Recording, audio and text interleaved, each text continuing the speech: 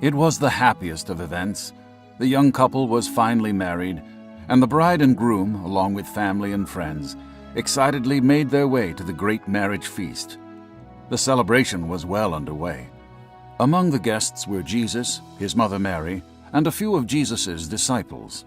It was such a happy and festive occasion that not one guest, not even the bride and groom, suspected that anything could go wrong. But things were about to go bad. The main beverage served in those days was wine, and the wine had abruptly run out.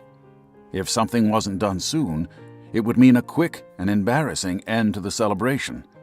Mary felt bad for the bride and groom and their family, so she called on Jesus with the hope that he could do something to help. "The wine has run out," she told him. There was no doubt Jesus was capable of saving the entire event, but Jesus needed for Mary to understand that he was subject to God's authority, not hers, and that all things would be done according to his will and timing. He respectfully replied, "Woman, what does that have to do with you and me? My hour has not yet come." With characteristic humility, Mary accepted his words and said to the servants, "Whatever he tells you to do, do it." There were 6 large stone water jars nearby that were mostly empty. Earlier, they were used to hold water for the guests to clean themselves up. Jesus pointed to the jars and instructed the servants, "Fill the jars up with water." So they filled the jars up to the very top.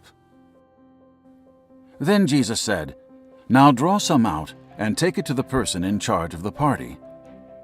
No doubt the servants were a little hesitant to serve the boss dirty water, but they obeyed Jesus' command as Mary had instructed, and they brought to the master a cup anyway.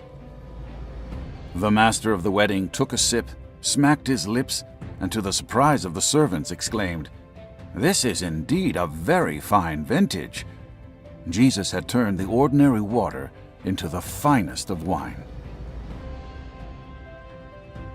The master of the party went on, "I am surprised that you chose to wait to serve the best for last, when it is normal to serve the best wine at the beginning of the event."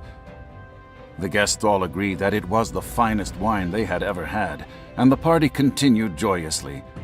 Very few people saw what really happened. Only the servants, the disciples, and Mary observed the actual miracle. And because of this great wonder, the disciples came to know Jesus as more than just their master, but also as the long-awaited Savior of the world.